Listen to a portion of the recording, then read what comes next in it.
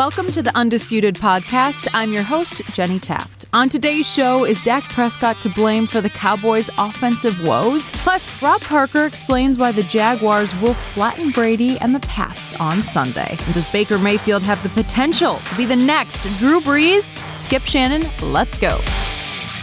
Dak Prescott was pretty bad in Sunday's loss to the Panthers. Sorry, Skip. He didn't throw a touchdown pass, and Dallas didn't score until the fourth quarter. MMQB's Jonathan Jones pointed the finger at Dak and wrote yesterday, quote, "The question isn't whether Prescott has enough around him, but rather, can he get the ball to the guys he has?" And he pointed out a number of throws that Dak missed. We're joined by Fox NFL analyst Mark Schlereth. Thank you for joining us today. Does Dak deserve the blame? Does he deserve the lion's share of the blame or all the blame? It's never just Dak's fault. So, no, he doesn't deserve 100% of the blame. But they are right. He was bad. But you could start from the very first play of the game where they don't recognize up front what the Carolina Panthers are doing, and they completely miss an assignment. And you start off right off the bat, 2nd down and 10, because you don't know how to block people. I mean, there's an old saying in football, you can be fast and dumb, but you can't be slow and dumb, right? Exactly. You slow and dumb gets you fired. Fast and dumb, we can find a place for you. Yeah. They were horrible up front. They didn't block anybody. Therefore, the Carolina Panthers did not have to respect the play action. They didn't break man coverage. What did Mike Shanahan used to say to us all the time about, if you can't beat man coverage, what are you going to be doing? You're coaching or selling cars. Yep. My coaching staff is filled and John Elway's not hiring. Right. You're without a job, right. Bayless. So they were not beating man coverage. There was not, I can't remember, and I went back and watched the entirety of their offensive snaps last night because I knew that this was coming up.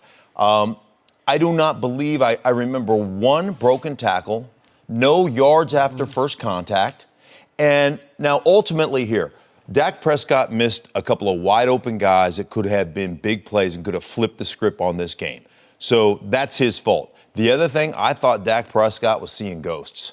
I thought there were plenty of times when he dropped back and he saw ghosts and that internal clock on his head said, I got to throw the ball or I got to start to scramble, and there was not pressure. So that happened several times. So I will give him the lion's share of the blame, but it started from the very first play of the game where you don't know how to block things.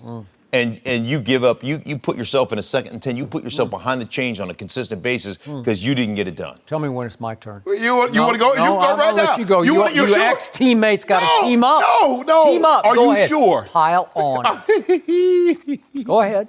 Yeah, No, I'm a firm believer there's no such thing as all or every. So I'm not going to give all the blame. I'm not going to every time something went wrong, it was Dak's fault. But he deserves a lot of the blame, Skip Bayless, because, again, he missed some throws. That throw to the tight end could have been a difference in the ball game. He could still be running if he had just chosen to run. Yeah. He might still be running. He might run all the way to Miami. No. But anyway, there was a 3rd down play. The guy runs a route. He sits down. Dak throws the ball 10 feet behind him. The thing, and here's what Dak said early in the year. We talked about number 1 receivers. Dak said, this is what Dak Prescott said in May. I don't know if any team in the league necessarily needs a number 1 receiver. It's all about getting the ball out, spreading the ball around, and keeping defense on their toes. But let me tell you why you can't keep defense on your toes, because they don't respect you. They respect Zeke Elliott. Okay. And that's the only playmaker that you have. And teams are saying, we're going to take the one playmaker you have away, and we're going to see what you're going to do with these other guys that probably should be selling cars or coaching. And right now, what we've been able to see, Skip Bayless, is that we haven't been able to see Dak Prescott on a consistent basis do what he needs to do, which is move the ball up and down the field, throwing it. Now, we know when 2-1 is running the ball down, people throw what he's capable of doing. But when they take that away, what do you have left? My turn? Oh, thank you very much. Yeah. So I love this over the top, over the edge, overreaction to game number 1 at Carolina. After Dak Prescott had been off, not played one lick of football for 3 weeks and a day with all new receivers. Whose idea was that? Was it Jason Garrett's? You know it was Jerry's. Your ex-college teammate, Scott Linehan? Who did that? Was it Jerry Jones' idea? And by the way, Ezekiel Elliott hadn't played a football game for 252 days. And I kept hearing how sleek and explosive he was in camp. he didn't look very sleek to me. He looked like he hadn't done much of anything, like he needed to play his way into shape. And that's the wrong place, wrong time, because I predicted on Friday, because silly me, I just watch TV, I don't watch coaches tape, but I watched every snap of preseason game number 3, the dress rehearsal game, New England at Carolina. Tom Brady played the whole first half. Tom Brady had a hellacious hard time in that game. He couldn't do much of anything. He barely threw for 100 yards. They managed 3 points against that defense at Carolina, while Cam played the first half and managed 9 points. It was 9-3 Carolina at halftime. So here comes Dallas with all new receivers and no Travis Frederick at center. He's one of the top 3 centers in pro football. Left guard is manned by one Connor Williams, a rookie second-round pick. Every time I watch him, again, I just watch TV, he is getting manhandled by somebody. He is over his head, overmatched, especially by K'Wan Short down there. That defense, that front 7 is rock solid. It is fierce. It can fly to the football, led by your guy, Luke Kuechly. And I knew my guys were going to have a hard time, A, running the football, and B, getting open, because Tom Brady's guys had a hard time running or getting open. So what happened as they slowly shook the rust off in the second half? They started to play. So they had 172 total yards in the second half, and Dak started completing some balls to Cole Beasley. Hit him 7 times for 73 yards. Carolina in the second half had a grand total of 84 yards. So it was 172 to 84 in yards in the second half. My guys looked like they had a chance to win the football game. Never did. Never. But who was second most targeted receiver on opening day? Somebody named Deontay Thompson, who played a grand total of like 10 snaps in the preseason because he had an Achilles injury. They cut him on the last cut. He fell all the way through waivers, and they re-signed him. So he had 0 targets in the preseason. He had 5 targets in game number 1. How do you explain that? Dak Prescott had never completed a pass in a preseason game to Deontay Thompson, and he throws 5 to him, including 4th and 10 from the Panthers' 48 with 2:18 left when it's still a 1-score game. He throws it to Deontay Thompson. He got sacked 6 times. He was on his heels the whole game because they couldn't block anybody. And I told Shannon yesterday, my biggest fear about this team is that the offensive line is just flat out overrated. I'm not sure about Zach Martin. I'm not sure about Tyron Smith, because every time over the last 6 games last year and this game this year that I watch them closely, I don't see them winning the line of scrimmage anymore. No, well, they certainly didn't win the line of scrimmage in this game. No. But I will tell you this, you keep talking about how they didn't play and how these guys don't have a rhythm. New. That's whose fault is that? Like, if you know that's your situation, then why would you not play your guy? Like, are you so afraid of getting hurt that you're just not going to play guys? So, I mean, the preseason is interesting to me because you have a chance to roll out. If you are together, if you're tied together, you have a chance in this league to roll out, because a lot of teams do exactly what Dallas did. They don't play their guys. So you have a chance to roll out in the first 3 games. Football teams, right? A chance to roll out in the first 3 games and steal 3 games, be 3-0 right off the bat. But you've chosen to take this young team and a young quarterback and a young running back who was suspended last year and a brand new receiving core, and we're not going to play you. We're not going to play. Like, really? Again, and then you're going to throw them into the fire against that defense in that stadium? That's your Good fault. luck. You know what I love? I love what Skip Bayless talking about. They had 172 yards. They did. In the second half. Yeah. You know what you get for winning the second half? You get nothing. You get a loss. But what he didn't tell you is that they had 75 yards on 1 drive. On the all other possessions, you know they what? had 97. It kind of looked like the good old days on that drive, didn't it? Against a really good defense. But you tell Skip how hard it is that when a team knows that you can't run the football and all you have to do is pass it. You know who the second best runner on the football team is? It's the quarterback. Did he get any plays called for him? Finally, on the 75-yard drive. At the very end on the touchdown drive, they ran 2 kind of collegiate plays. One was just a pitch play. Right, one was an option play and one was a zone read. I mean, and he scrambled for a first down, Skip Bayless. So don't make it seem like I don't know. Your man Scott Linehan, I got to see a little more creativity. I got to see don't abandon the run in the first quarter at Carolina because that's your guy. It's hard to have creativity and hard to execute when you're not allowed to play in the preseason. Thank you. Who made that call? I guarantee it wasn't Scott Linehan. Scott Linehan didn't come out and go, hey, you know what we're not going to do? We're not going to play our young players and our brand new receiving core and our young quarterback. We're not going to do that. And Tyron Smith is not going to play. Who is that, Skip? Okay. Your guy needs repetitions. All Tom Brady that said, can sit out. you know what? They actually did okay in the first game, given all that we just talked about. No, they didn't do okay. Okay. So I guess they should just bench Dak and put Cooper Rush in. You Whoa, like Cooper Rush? Whoa. Who's Cooper Rush? You keep telling us he's that guy. We're not getting a moral victory. You're not going to get a moral victory on this And one. I want to It's a warn loss. both of you A loss. that you should get your gloating in now because starting Monday, it's going to be over. No. But go ahead. I don't care. All year. Get it out of your system. All year. Yeah. All year. Because that seat's going to start getting hotter and hotter. Not like- Monday after Monday, you have to keep coming in here and saying, Skip, has it dawned on you that maybe the Cowboys are not going to be as good as you thought they were? hashtag wrong again. That's for sure. Oh, is it hashtag? And Steve, could it possibly be the best that we'll ever see Dak was his rookie year? Is that possible? Oh, well, wait. He plummeted to 4th in the NFL in QBR his second Are you year. saying That's he was terrible? Are you saying That's he was just the terrible. 4th best quarterback last year? Is He that had the what you're 4th telling best stat. me? Come on. Did he That's a whole different Did he outplay discussion. Aaron Rodgers last year? Yeah, No. he did. No good. Did he Well, badly Aaron outplay- Rodgers was injured. No, he was It comes totally up with the fine. He scenario. was totally You fine. lost. Fine. Huh? You He lost. outplayed Mark, him. thank you for Thank- being here. thank Good to get you. your take on this. Thank you. This whole 3v1 thing. Right. I kind of like it. No mercy. So the Patriots are a slight favorite on the road in Jacksonville Sunday, and they come limping into the game. New England is hurting in the backfield after Jeremy Hill's torn ACL, Rex Burkhead's concussion.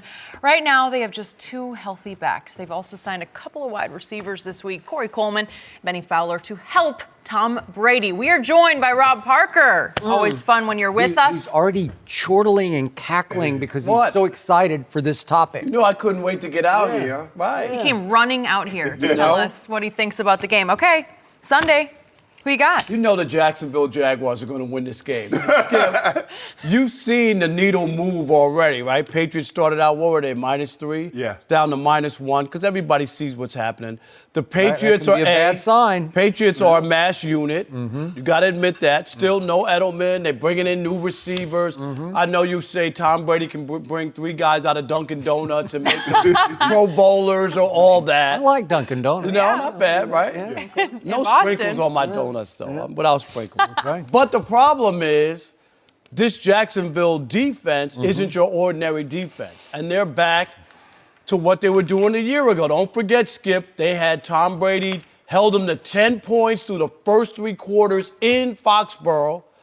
Bartles couldn't get a big first down. The defense had to stay on the field. And what happened, Shannon? They gave it up, warmed down, and they gave it up at the end. But they were in that game. They were poised to win that game had they been able to do that. I actually listened to the Jaguars-Giants game on the radio on Sunday. I did. You know, there's this thing called television. No, but I was driving. I was driving and I was interested. You know, with Saquon Barkley and you know, they said, oh, they gave Eli all these weapons now. Odell Beckham's back. He's happy. Money. He had 100 yards. Saquon Barkley had the big run to push him over 100 yards. So you think Giants are in business, right? 1 touchdown. Eli, he averaged 6 yards per attempt against Jacksonville. No touchdowns. So it's going to be a long day at the office for Tom Brady. I'm looking at the Jaguars with a 14-point win over New England. Really? And this is By going to be 14. redemption for a year ago. And don't forget, I'm going to give you an early taste. Okay. Jaguars-Jets AFC Championship game. Really?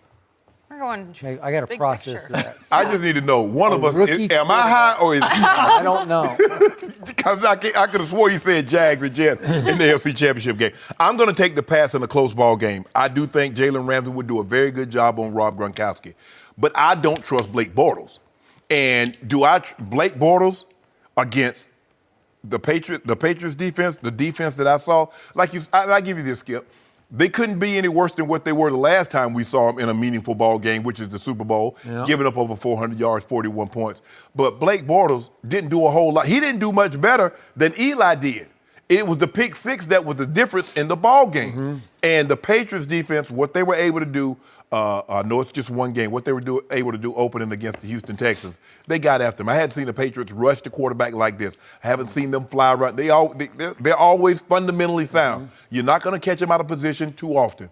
But the way they were flying around to the football, the way they were putting pressure on Deshaun Watson, I don't trust Blake Bortles. So given that, the defense of the Jags against Tom Brady, okay. maybe you say that's a push.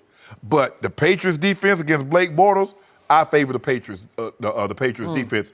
So I'm going to say 2013. 2013. So they cover. Patriots by 7. Yeah. Yeah, they're Easily. favored. So Right. Okay. So, did you see what just happened across the table? Shannon Sharp has learned his lesson about betting against Tom Brady. That's what that boiled down to. No, he has seen the light, and the light emanates from Foxborough, Massachusetts, because that's the only number 12 in the National Football League. That's the number Aaron 12. Rodgers. That is the Michael Jordan of the National Football League. Aaron Rodgers is LeBron James. I give you that. He's 3-6 in the finals, so that's kind of what Aaron is, because he's 5-6 in the postseason since his one and only Super Bowl. So they're on par. So Aaron Rob Rodgers Parker, has never lost. no, never lost. Yeah, he's never lost a Super Bowl. He's played in one, grand total of 1. It was like 10 years ago.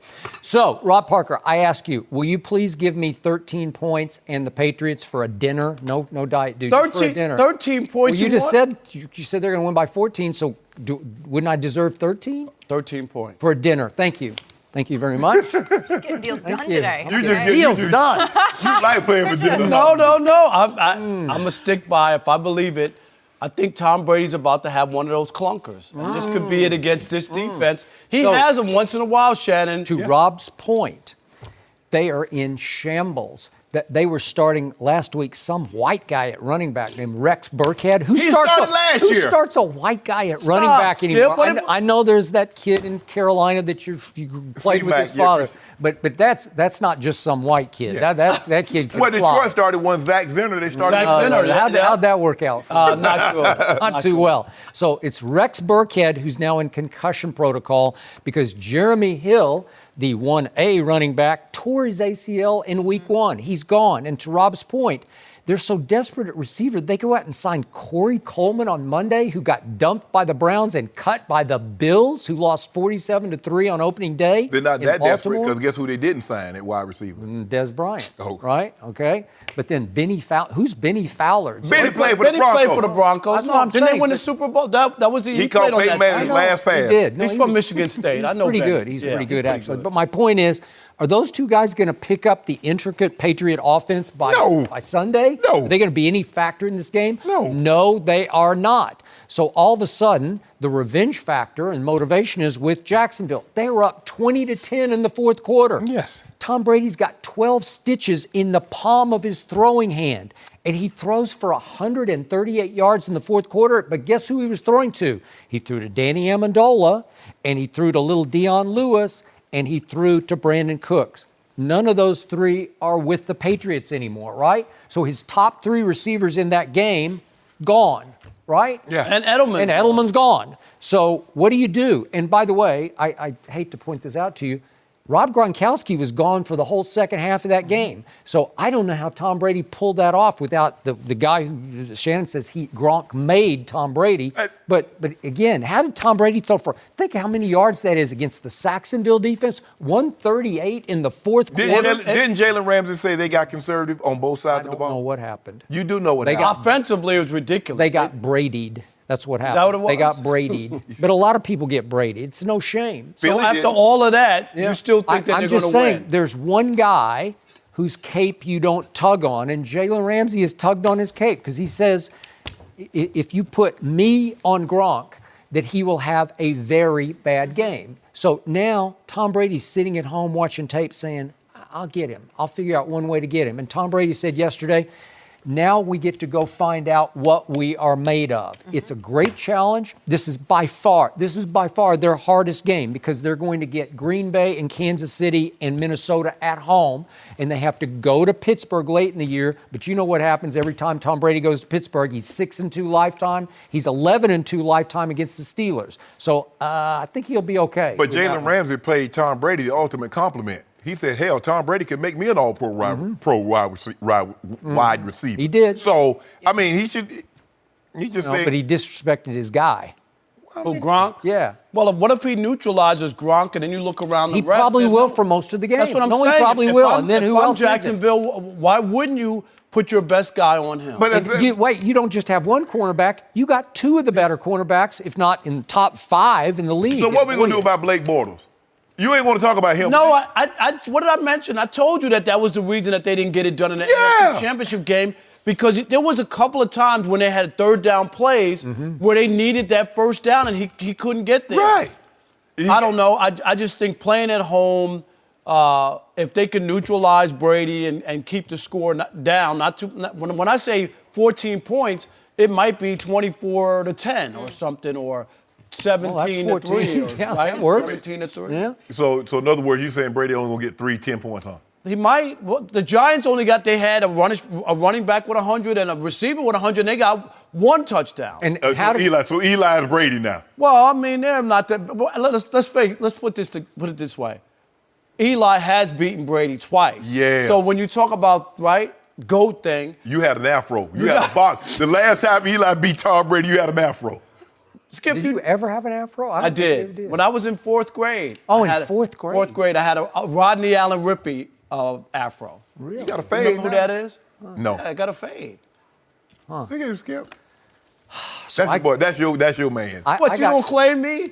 No, because you up there talking about the back. They gonna get beat by 14 points. When was the last time a Tom Brady-led team got beat by 14? Opening night last year. Yeah. They got crushed opening night last year at home. But think about the historic performance. That was the most points that a Bill Belichick defense had ever giving up next to the Super Bowl. I think they gave up 538 to 534. Yeah. That doesn't happen you're talking about anomaly games, but it's just like, okay, where's Tyreek Hill for the Jags?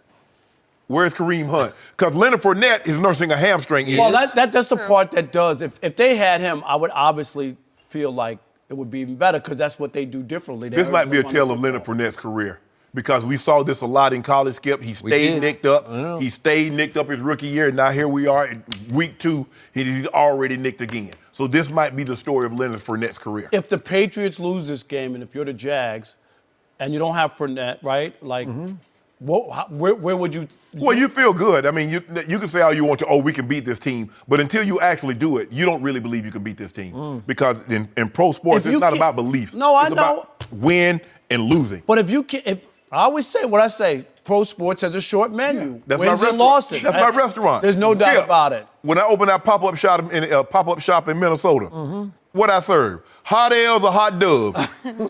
You gave Tom Brady a private room in your restaurant because he had just set the playoff record for yards thrown. That's 505 But did he win? yards. He put up 33 points. That's why I gave him a great table, center, so everybody can see him eat them Juicy Lucy with that L, because he took an L, Skip Bayless.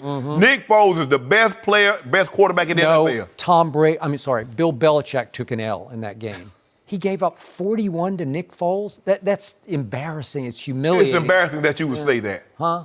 Because think about it, Skip. Hold on. In the last 4 meaningful postseason ball games, 3 Super Bowls and an AFC Championship game, that defense only gave up 8 points. 8 points, 9 points, Skip Bayless. Think about that. They shut out the Atlanta Falcons in fourth quarter and overtime. They shut out Seattle. They shut out Jacksonville. No doubt. But now, all of a sudden, one time Coach Belichick has an off game. Oh, he's terrible. An off game? No, but Nick Foles had the game of his life. He made every throw in that game, Skip. You got to admit that. He outplayed Tom Brady in that game. Head-to-head. Not yards. I'm talking about, and he also caught the pass that Tom Brady couldn't catch. Malcolm Butler had the nightmare of his life because he had to watch the whole thing from the sideline because he didn't even get in the game. Because Bill Belichick got his wrist slapped by the owner who forced him to trade Jimmy Garoppolo and keep Tom Brady. So he said, okay, watch this. I won't play Malcolm Butler. I'll give up 41 So in other words, to the you're Super saying Bowl. Coach Belichick sabotaged. I think that's what happened. That's what I think. Do you believe that, happened. Rob? He sabotaged it so that Belichick wouldn't win another Super Bowl? Well, he wanted to make sure the quarterback did. Tom Brady didn't win one? How can Tom Brady play much better than that? He could. By not fumbling the ball with 2 minutes to go. And catching a pass. Catching a pass. Do you remember that pass, Skip? He looked so impossible. No, it Shannon wasn't. Sharp couldn't have caught that ball. Shannon, That's right a over low his blow. head. That's a low blow. You know what, Skip Bayless? You ought to be ashamed of yourself. Straight over your head? Yeah, I mean, I give you that, Skip. That is the most difficult ball because you lose sight. Because think about it, the ball comes over, look at your eyes. But Nick Foles caught his pass. All that. But it was sideways. Okay, what about the one he caught Thursday night against Atlanta? That wasn't- He caught that this wasn't- thing like he caught it like this here. Nick Foles was a high school basketball star. Tom Brady was a high school baseball star. He was. No, Catcher. he wasn't. Yeah, Was he catcher? Yeah. I didn't know. Well, I can't tell. I can't tell what they do. Hand him, put the ball in the All I know, all I know then. is I've got Tom Brady plus 13 points at Jacksonville. You're I'm wrong. okay. And then how does this dinner thing work? When we go right away? See, we or? used to bet dinners until I got up to like 14. Okay. And then Rob paid me off when he came to L.A. in one night. He bought one dinner at a very expensive restaurant. And if I lose this one, we'll go to the Residence Inn and have the 6 p.m. meal. okay. Oh, in the that's lobby. so nice. What Yeah, a he nice got me. offer. Okay, He well, got then I'm 300 going to wings get out that of me. one. 300 wings and a pair of Jordans. And a pair Great. of Jordans. Rob, thank you. I'm good at Best of luck. Best of luck. No mercy. We have another big day of college football Saturday on FS1 and the Big Ten Network. First, Kent State heads to Happy Valley to take on number 11 Penn State at 11:30 Eastern on FS1 and the Fox Sports app. Plus, SMU battles number 19 Michigan at the Big House on the Big Ten Network. Jalen Ramsey took on Odell Beckham Jr. last week, and it won't get any easier this Sunday against Rob Gronkowski. The last time Gronk saw Ramsey was in last year's AFC Championship game. Gronk only had one catch and then had to leave the game in the second quarter with a head injury. Before this season started, Ramsey told ESPN the magazine that he didn't think Gronk was good. Yesterday, Gronk responded. Take a listen. There can always be talking going back and forth, tempers getting heated up and everything. You just got to keep your cool. And, I don't see any benefit to get a 15-yard penalty out on the field because you lose your cool. And so you just got to keep your cool and keep your head on straight. Shannon, who will win this matchup? I think I'm going to take Ramsey, but a lot is predicated on that front four. A lot of times when you see a one-on-one matchup, Skip, we automatically think it's just between those two guys. But one guy's offensive line, the other guy's defensive line need to do their job in order for you to do your job. The thing is, you can't give Gronk a steady diet of anything. You can't say, I'm just going to press him the entire game. Excuse me. You need to press him some. You need to play off some. You can't play off all the time because Tom Brady will just raise up, throw him the ball, and then you got heck on your hands trying to bring that big guy down. We could feather, or what we call shadowing. Line up in a press position. Just don't let him get his hands on you so he can grab you and throw you around. But just stay, shadowing. Every once in a while, have the linebacker run up underneath him. Double him up. But if you give Tom Brady a steady diet of, okay, this is the way they're going to play Gronk, he'll pick you apart. So you have to do a lot of different things. And the thing is, we've seen Gronk lose his cool. We saw it against Buffalo, Skip. The guy held him, got an interception. Gronk didn't like it because he had felt he had been being held all the time. Officials weren't calling it. And he lashed out, hit the guy, and he ended up getting suspended. And what position did that guy play? Corner. Tre'Davious White. Yeah.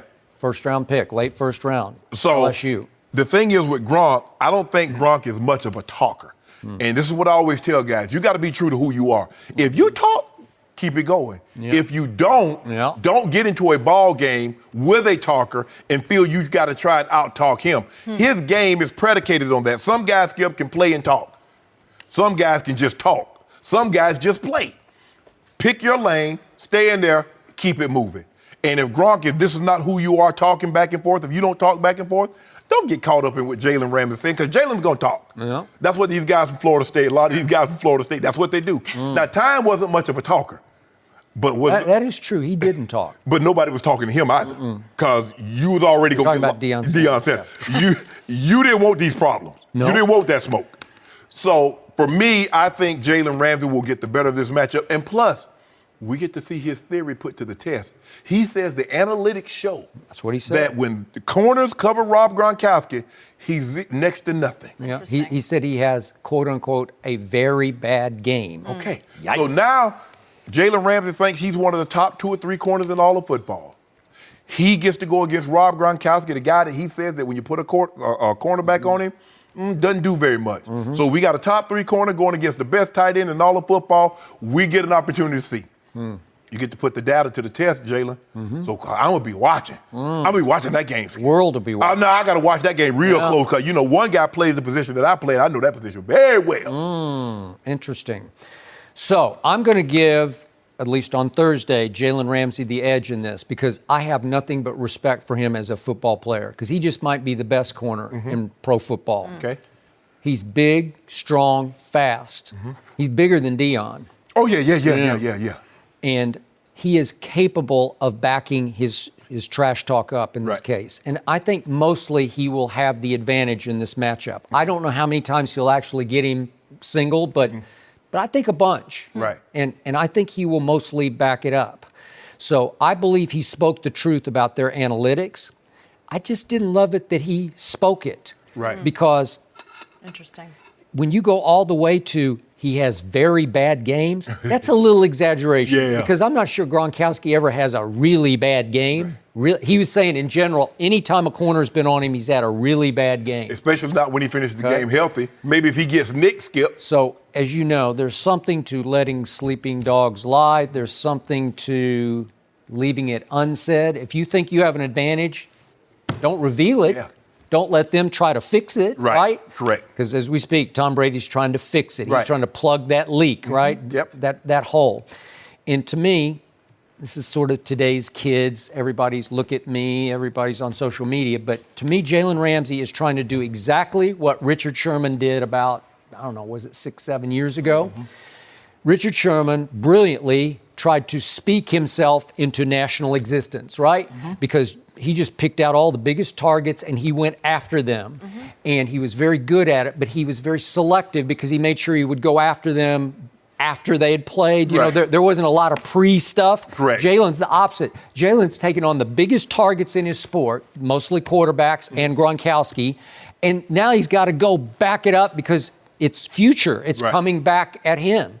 And I think he loves it because he's talked his way onto magazine covers, right? Has he not become a household NFL name that he was not? He's the go-to guy when you want information. Right?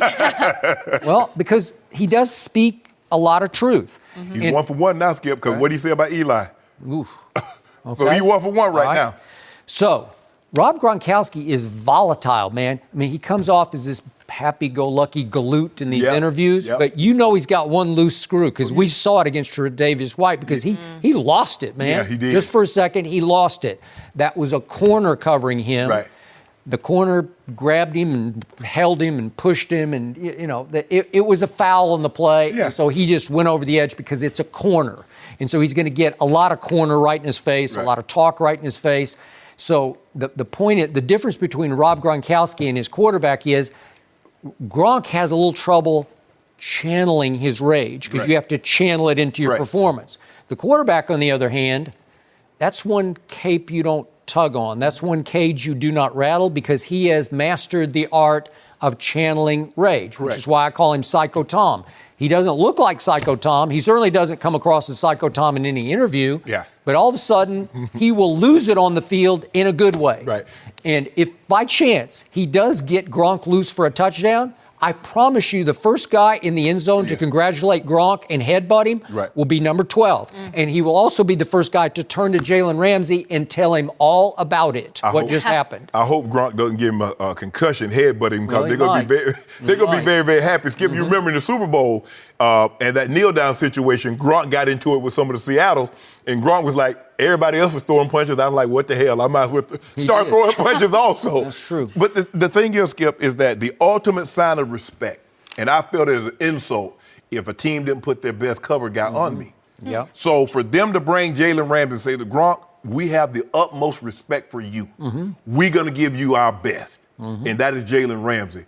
Gronk will view that as a sign of respect. He will be on his best behavior. You better believe you're going to get the best Rob Gronkowski. So what you thought you saw last week against the Houston Texans, you'll get even a better version of that this week against Jalen Ramsey. Now, Tom, when you got that guy throwing you the ball, he's going to make sure, he's going to give him some opportunities. He will try. Yes. He will try to figure it out before the game, and he will try to execute, even if he just gets him one good time. Yes. That's what Tom Brady lives for. That's what he's playing for right now. And you know what? Hey, we're going to make you fight through some picks. They might even stack Rob Gronkowski. They'll put him in motion. Because when you put the guy in motion, Skip, and you see Jalen Ramsey, I know it's man. So Tom Brady wants... You're right. They will do that. Tom Brady wants as much information pre-snap as he can possibly get. And the more information you give him, the more likely he's going to bust you up. So, Jalen, you got your hands full, bro. You said that when you put a corner on Rob Gronkowski, he has very bad games. Now, bro, you better not have no bad games. That's all I'm saying. All I'm saying, Jalen, don't have no bad games because I got to come here on Monday and I got to tell it. I got to tell it. But you have all the information, and not once have you ever busted. I don't know. Skip, I don't get it. That hashtag be trending. Bust Skip up, be trending. People daily. are laughing. No, they're not. Yeah, They already know it I should be hashtag crack Skip up because it makes me laugh, right? No, that's good. You can start using that on Instagram. No, since, skip. You're What, pretty crack busy me on- up? Well, just hashtags. You have to use those for You Instagram. do? Yeah, we can I've teach never you used a later. hashtag in my life. Yeah, I know. There's You a had skill one to to debate it. against me I in did your use life. one on Hazel. I used National Dog Day hashtag. That's very cute. No mercy. Drew Brees and the Saints host Tyrod Taylor and the Browns Sunday on Fox, and Baker Mayfield will likely be watching from the sidelines. Baker has been compared to Brees because of their physical stature, but Brees said he was impressed by Baker's college career and gave him more praise yesterday. Take a listen. I think he can be a lot better than me. Man, he's got all the tools. He's more athletic. He probably can run around better. He's got a stronger arm. He's got all the tools. Listen, I'll give Baker Mayfield advice if he asks for it. Other than that, I'm just focusing on my job. Shannon, do you think Brees actually believes this? Hell no. You know what I would? Nice language. You know what, Skip Bayless? I would not want to be a quarterback. You know why? Because you have to lie too much. Oh, that's a great team. Lie. Oh, they're so well coached. BS. Oh, that player, he's a heck of a player. Bull jive. There's no way I can do it, Skip. Skip Bayless, we know, first of all, we didn't even know Drew Brees was going to be Drew Brees. I remember I was in Denver when Drew Brees was there, and guess what they got? You mean in San Diego? In San Diego. Yeah, okay. You know what they got, Skip? They got the #1 overall draft pick under Drew Brees' watch. Now, they traded that Eli Manning and took Phillip and got Phillip Rivers. But Drew Brees wasn't going to be Drew Brees. He's the first pick in the second round. Go First pick ahead. in the second round. All right. No. I'm saying when Drew Brees was the quarterback in San Diego. I know. I got it. Skip. Does Drew understand what he's saying? Yep. When Drew Brees retires, he's going to be somewhere upwards of 75,000 passing yards. Drew Brees has more 5,000 yards passing season than the rest of the league has combined. Okay. He's going to be over 550, maybe close to 600 touchdown passes if he plays another 2 to 3 years. Really? So what are you willing? I'm going to put it like this. I'm going to do it like this, like they do in Vegas. I'm going to take the under. Okay. That Baker Mayfield numbers will be a Drew Brees. I'm taking the under. You can have I tell you what. You know what, Skip Bayless? I will take the under. I give you the over plus 2,000. You doing the gambling? Yeah, I'm doing the gambling show. Get ready. No, I get it. And what's he supposed to say? Oh, he gonna suck. I mean, quarterback is really a position that you have to be. Normally, you'd have to be presidential. Say the right things at all times. You have to be complimentary. Oh, he's a good player. Oh, that's a great team. Oh, they're well coached. Oh, he's a heck of a player. You have to do those things, Skip. But when he engaged in such hyperbole, it's just beyond me to believe that Drew Brees believes that somehow Baker Mayfield's going to have 4,000, 5,000 yard passing season, 75,000 yards, over 550 touchdowns. Skip, we don't even believe that. You don't even believe that. Can Baker be good? Sure. But you're talking about numbers that, what if Drew Brees goes to Miami and he's Coach Saban? That's a good point. Is he throwing the ball like he's throwing it? He went to an ideal situation with Sean Payton. All-time ideal. Yep. Offensive mind, imagination is beyond Payton. No. He likes to throw it all over the lot. So many things, and a lot of times, Skip, so many things have to go well for you to have the type of success that you see Drew Brees is having. That is correct. And to just assume because, he had a great college career, he's more athletic than me, his arm strength is more than mine, he can run around and throw the ball. That all those things, they're nice and dandy, but it really, because you look at some of the best quarterbacks, Peyton Manning can't move a leg. Tom Brady can't move a leg. Dan Marino couldn't move a leg.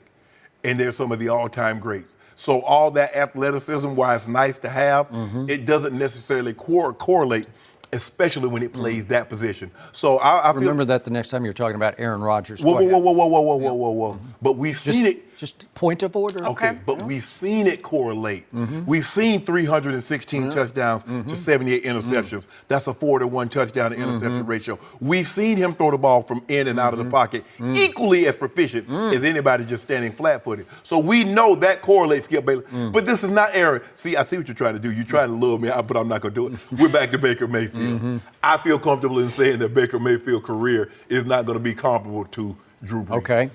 So I will agree with your overall premise. Drew was laying it on a little too thick. Yeah. here.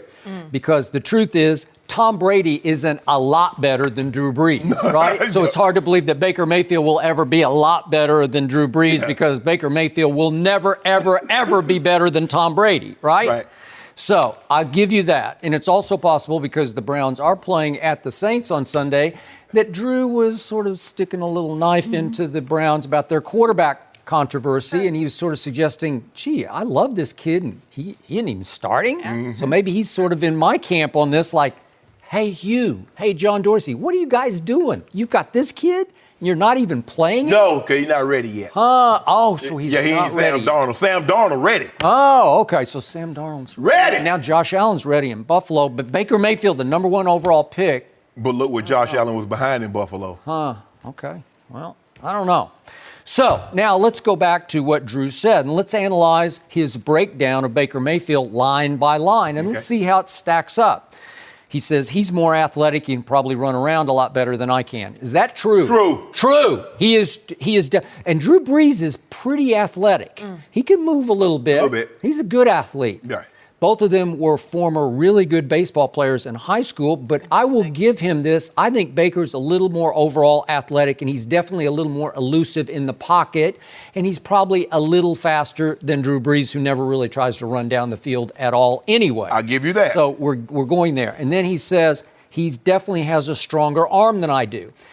A little stronger, not a whole lot stronger, but he's got a whip of an arm and a quick release. So I'm going to give Drew that point. I think Baker's arm is a little stronger than Drew's. I'll give you that so that's 2 for 2. And then we go to, I'm really impressed with the way he plays the game. I think he's a great competitor. Listen, nobody competes harder than Baker Mayfield. Sometimes he competes over the edge a little bit, right? He sort of loses it. He's got a little bit of that psycho Tom thing going that Tom Brady has, except Tom can sort of channel his and funnel his anger into the right direction, right? But I'm going to give you that because Drew will compete, but you don't really see it. He'll just compete by making big throw after big throw, and he can be very clutch in fourth quarters, so can Baker Mayfield. So as a competitor, just on overall body language and charisma and electricity and voltage, I think Baker eventually will generate a little more of all of the above than Drew Brees generates. And I'm going to remind you that I know it was a back out year for Drew Brees last year, but they had missed the playoffs 3 straight years before that. Right. So let's not put him, on the highest pedestal. Yeah, but he's still throwing for 5,000 yards, Skip. And I also, even though he didn't go into detail on this, I also think when he's saying, I'm impressed with the way he plays the game, Baker Mayfield has a high QB IQ. You know this. Oh, yeah. He does study tape. He does know it and see it, and he and Lincoln Riley were such a great tandem because they could see it and feel it before it even happened. They could see what the defense is going to do. And I think he's being underestimated. I think John Dorsey saw that and said, I got to get this kid because he will be able to run my offense as a coach on the field before it's all said and done. So that's 4 for 4 on Drew Brees.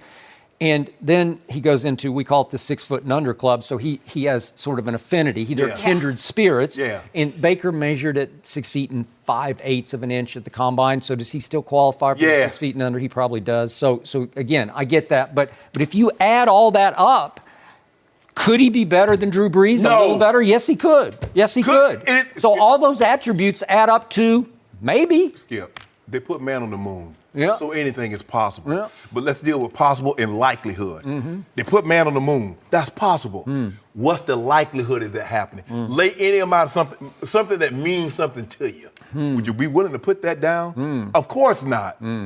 So, hey, but you notice how he said it, Jill. Drew Brees said, hey, he could be better than me. That's like saying, oh, man, Dak is a funny guy. You're like, I hate his guts. That's what it means, Skip Bayless. We know how this goes. Okay, so remember, on Kindred Spirits, they're both from the Austin, Texas area. Okay. And each of them won a state Texas high school football championship, one for Austin Westlake, one for Austin Travis. But that's kind of hard to do because Texas is a big football state. So they each won a state championship in high school, and then each was completely unrecruited after that. Drew Brees did get scholarship offers from Purdue and Kentucky. So all those Texas schools, Texas and Texas A&M and all of that whole area. Oklahoma you can throw in some of the SEC. Nobody recruited Drew Brees except for Kentucky and Purdue, and he winds up at Purdue, and he's the first pick in the second round. Baker Mayfield won a state high school football championship and was completely unrecruited and had to walk on at Texas Tech, and then he had to walk on again at Oklahoma. So you don't think they're out of the same mold? Oh, yeah. So you don't think Drew has a little affinity there, like he sees himself in Baker and vice versa? Let me ask you a question. If you were to ask Drew Brees his rookie year, say, Drew, okay, these are going to be your numbers. You think Drew Brees would have believed that? Who believed that? I mean, as great as Peyton, and we thought Peyton was going to be, but nobody saw 5 MVPs. Nobody saw what these guys are able to accomplish now, Skip Bayless. No. I mean, so for Baker, basically you're going to say, well, Baker, because you and I agreed on this, in order for Andrew Luck to really replace Peyton Manning, he's going to have to get to 2 or 3 Super Bowls and win them. Yep. He's going to have to get 3 or 4 MVPs in order for him to replace and replicate what Peyton did, because you made this decision. In order for Baker Mayfield to be, let's just say, equal to. When you look at Drew Brees' body of work, and I agree with you, Skip, when you look at it, you look at his numbers, you're like, huh? These numbers, he's going to pass Peyton Manning this year in yardage. Next year, he's going to pass Peyton Manning in touchdown passes. He plays, let's just say for conservative, he plays this year, next year. He's going to be 560, 570 touchdown passes, which is unheard of. Okay. So now to your conclusive point, which was Drew Brees got really lucky. He was blessed to play for one Sean Payton, who at times I think is one of the top 2 or 3 play callers in pro football. Absolutely. But he can get a little wacky because he will try anything at any time, and he wants Drew Brees to take his shots down the field. The onside kick in the Super Bowl at the start to half. I know. So was Drew Brees in the right place at the most right time you could ever be? He was. Don't forget that shoulder, Skip. They said he had a 10, 20% chance of ever playing again. All right. So after that shoulder surgery, he comes back and throws for 60,000 yards. All right. So now, my guy, Baker Mayfield, and I'm obviously a fan because I'm an OU fan, and I believe in the kid. I think he's going to be really good. But he has to get an opportunity to be really good, and I am baffled by what Hugh Jackson and John Dorsey are doing. And I'm still convinced they're trying to buy themselves 1 year of honeymoon time to keep Baker on the sidelines on ice so the Baker Mayfield era doesn't start until game 1 next year. No. Well, that's what it smacks of. So I have to watch Sam Darnold the other night. Oh, that hurt. Well, it did. It hurt because do you realize what happened? So he opens up with one bad idea, pick 6 interception. Yeah. But he goes to the bench, and Josh McCown, his big brother, comes over and puts an arm around him, and Todd Bowles is saying, don't worry about it. And they're all just saying, don't worry, because the job has been handed to him. He knew he's okay. Yeah. There's no threat. There's no risk that Josh McCown is going in for the second series because Josh McCown has accepted he is the backup and the mentor at age 39, right? So Baker Mayfield has to sit through a scene on Hard Knocks that looks staged to me, in which he is called into Hugh Jackson's office to be told, guess what? Way to go, kid. You won the backup quarterback job over Drew Stanton, who's also in the meeting. I just want you to know, Baker, you beat him out. Yeah. You beat out Drew Stanton. You're the first pick in the draft. You beat him out. You're the reigning Heisman Trophy winner. You beat him out. You had 43 touchdown passes to only 6 interceptions last year at Oklahoma and led the nation in QBR the last 2 years. But you beat out Drew Stanton for the backup quarterback. This is a scene on Hard Knocks. I felt like they had rehearsed it because it's so bad. It's so lame. It's so unbelievable. Well, I mean, that's what he had to sit through. But Josh McCown and Sam Darnold look like they should be modeled for hair products. Okay, well, you see them hair? You see them hair? What? You envious? Yes, I did. I got a head full of hair, Skip. You do? Yeah. Oh, okay. I keep it low. I can't see it. I keep it low. Okay. My grandfather would be proud of me. Really? Yep. Oh, he didn't want it high. No. Okay. I got the same haircut. 4 years old. I had this haircut since 1972. It's 1972. How much does that haircut cost? $125 a week. Really? Per cut. Per cut? I get 2 a week. Wow. It's kind of expensive. Yeah, it's like $125 for 3 minutes, right? No, it take a long time, like an hour and a half. Takes an hour? Hour and a half. Sculpt it? Yep. Got to get it right. Okay. Well, you look nice. Thank you, Jenny. See? That's still expensive. You're a hater, Skip. I don't not think a I hater. spend that much on my hair. You don't spend that much, Jenny? No, and I don't get them twice a week. Oh, I got to get right. Got to stay fresh. Well, Drew Brees just sent a message to Hugh Jackson. Play the kid. No. Just play the kid. Well, when he beats out Tyrod Taylor, he can play. But I tell you what, Tyrod has another game like he had Sunday. Yeah, no. Baker Mayfield going to be starting next week. Well, Drew Brees better hope that Tyrod has that game. Well, that might be a Thursday night. That's a Thursday night. I think they play Thursday night. The next one? Yeah, I don't I know. think Cleveland plays Thursday night. Browns, Jets. Oh, the Jets. Oh, Somebody just said in my ear the Jets, and I think it was a Jets fan. Interesting. Sam Darnold goes, hey, Baker, you got the Heisman, but you're not starting like me because you're not good like me. Yeah, I got the job, Baker. You don't have any job. No mercy. Speaking of that game, Aaron Rodgers was held out of practice yesterday so he could rehab what he's calling a knee sprain. He said he's feeling better, but his knee has been sore. Rodgers was asked if he had to practice this week in order to play against the Vikings, and he simply said no. No, doesn't need to. Shannon, will Rodgers play Sunday? I don't believe he will, Skip. Nothing has changed for me from Sunday. They're not giving a whole lot of information. Basically, Aaron Rodgers said he has a knee sprain. And, Skip, I was trying to go back in my career and did I have something like this? And I remembered in 1994, opening day against San Diego, I sprained my knee. I missed the next game against the Jets. Okay. And I probably should have missed game 2. I got fitted with a knee brace, and I tried to play, and they knew it. So they put lined the linebacker up over my head. I'm trying to get away, Skip. I had no side-to-side movement, and I probably should have missed 2 games. Came back in game 4 wearing a knee brace, but it wasn't until probably week 8, 9 that I felt comfortable. And even as I started to feel more comfortable, I wore the knee brace an extra 2 to 3 weeks. With that being said, Skip, he probably should not have come back in the game, but I'm glad he did because it gave us something to talk about, gave us a little fodder for Monday because I don't know what we were talking about had he not come back in the game, Skip. It was, I'd have been, I don't know if I'd even come to work. So I needed a hero. We all need heroism in our lives at some point in time. But I wouldn't play him, Skip Bayless, because this is what I know about Mike Zimmer. Don't know him personally, but I know Dion swears by him. He will heat Aaron Rodgers up. And what I mean by heat him up, Skip Bayless, I'm talking about turning up the heat, that frying pan, he coming to get him because he can't move. And wounded animals get eaten first. The sick, the elderly, and the wounded. On the Serengeti, that's what get eaten first. And that's what the NFL is. That's the Serengeti. And you got predators, which is the defense. Yep. The prey, which is the offense. And the guys that can't move, the guys that are elderly, those are the guys that get devoured. And Aaron Rodgers got devoured last year because he dared to leave the pocket. And what happened? That tissue paper collarbone that he has, that Tony Romo collarbone, there it went. That's unnecessary. There it went. All I'm saying is this. I would not play. Were they trying to heat him up last year? Sure they were. Of course. Yeah. And they got him. They got him. So think about it. He's healthy, and they tracked him down. Can you imagine when you're on one leg? Boy, poor Aaron. Yeah, I don't know how he can even play pro football anymore. He must be increasingly fragile. Skip, paper mache? Let me ask you a question. How many animals you see survive in the wild on one leg? Do you think defenses try to heat Tom Brady up every week? Yep.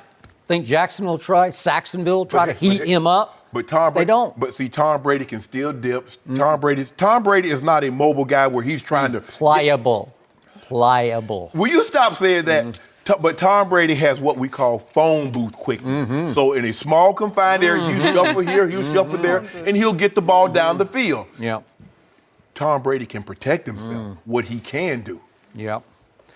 So I need to clue our audience into what game he is playing across the table for me, because you just want Aaron Rodgers, by not playing, to close your case on how hurt he was and how great he was last Sunday, right? So you don't want him to play this coming Sunday, which then would make his performance last Sunday night even more legendary, because that would close the case on he was really, really hurt. He was.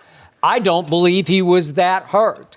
And I think it's pretty clear he will play this Sunday against the Minnesota Vikings in their biggest home game by far of the season.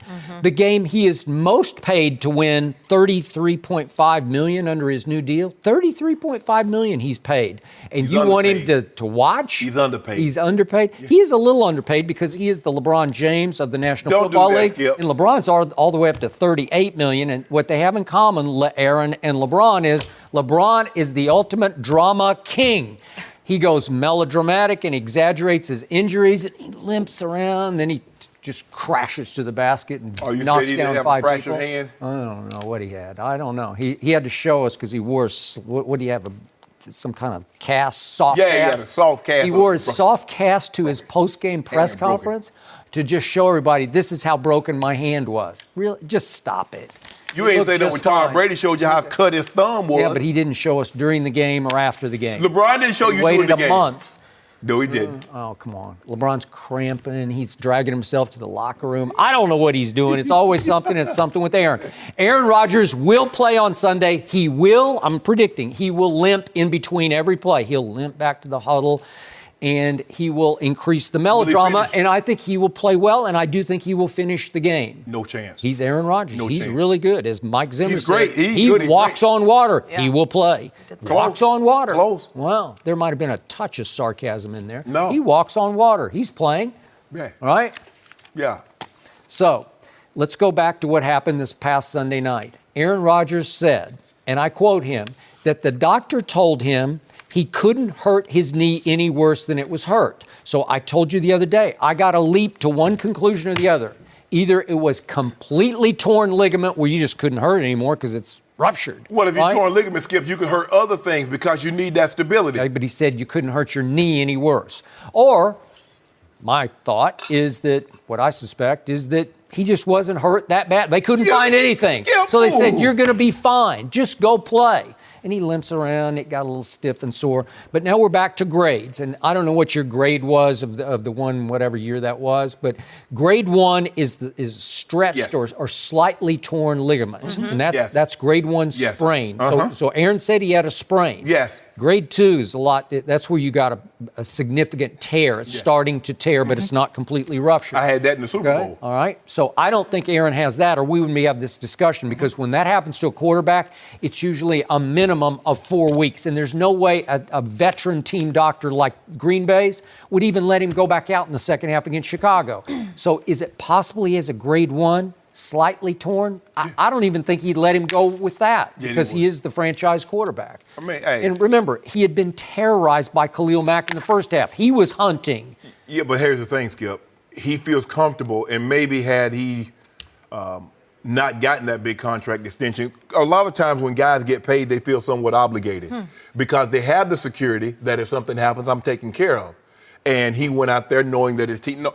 knowing they have no chance, less than zero, with Kaiser at quarterback of winning this game. You know that, I know that. Yep. So he had to go, he didn't have to, but he wanted to go back in, and I'm afraid that had they blitzed him a couple of times, they might have could have got him up out of there. But because but give them credit, they sped the tempo up, tired those linemen out, and then they started getting further and further down the field. He started making plays. They got more and more confident. But I believe Aaron Rodgers is hurt. I would not play Aaron Rodgers. I would always err on the side of caution with this guy. For the simple fact is, without him, you got zero chance, less than zero. That is correct. Of going to the I playoffs. agree with that, which is why if I'm a teammate of Aaron Rodgers and he played last Sunday night and played brilliantly, and he opts not to play against Minnesota, I'm not happy with that. Because I'm saying, what's that about? He makes $33.5 million, and we're playing the Vikings. It's our biggest game of the year at home for sure. It's a game we really need to win. If it was game 12, it's I might your division rival. It's the team most people pick to beat you in the division, right? It's Jenny's Vikings. But guess what? Right? We get them in our building. We get them in our building in 2 months. So we can return the favor. All we just got to do is get Aaron healthy. We're going to be there. This is at Lambeau. Is that at Lambeau? Yeah, this one's at Lambeau. So this is the biggest home game. This is it. You can't return any favors in Minneapolis, right? You beat us at home. You'll get the favor returned right on your head. No. Yeah. Skip. Why would you? See, I know what you want. I don't want anything. I'm just saying what I see. I know what 2 + 2 equals he's going to play. That's what he's. He was asked. I would not Did play you see him. his response yesterday? Somebody asked him, "How do you feel Deshaun Kaiser will do if you can't go?" And he said, "I haven't even thought of that." Yeah. Well, he hasn't thought about it because he's going to play. He's thought about it.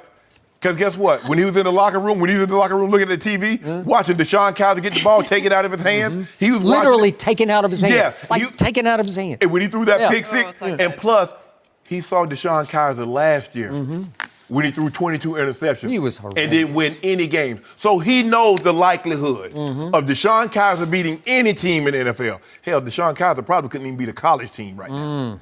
So Aaron Rodgers knows. And he knows the likelihood of what his teammates are going to think of Aaron Rodgers. It doesn't matter what they think of you, Skip Bayless. Yeah, it does. This is what they know. When he's in there, there's an 80-90% chance we're going to win. And without him, it's less than 0. Shannon, he's going to blow up your mythology that you're trying to create. I'm worried about Mike. Myth-making. I'm worried about Mike Zimmer blowing him up. Okay. Because they're coming. Well, if he leaves the pocket, they're coming. No, they Yeah. Well, he better be able to leave the pocket. No, that's where he's at most risk against this team. They're going to blow it up, Skip. Serengeti, outside the pocket. Outside the pocket. Sometimes you must be willing to give up a big play, even a touchdown, to put a hat on Aaron Rodgers. Even if he just picks himself off the dirt. How many times does he want to be? Man, I'm telling you, Skip, you don't want to fall. When you injured, you don't want no part of the ground. No, you don't want no parts of it. Anthony Barr wants the other collarbone, right? You know what? He does. Okay. You see? Yeah, I see what you're doing here. You keep on trying to put bad luck on the guy. I'm knocking on wood for No, you're not. I don't wish injury on Yeah, but you got your fingers crossed. I do not. They're wide open. Don't worry about it. You just want him to be. Aaron, take your time. You already there. Aaron, take make your time. myth. It's totally fine. Heal up. Heal up. You don't have to play against Minnesota. An unbiased opinion. No mercy. Thanks for listening to the Undisputed podcast. I'm Jenny Taft. Join us again at the same time tomorrow morning, 9:30 Eastern. We'll see you then. Fox Sports 1 of 1.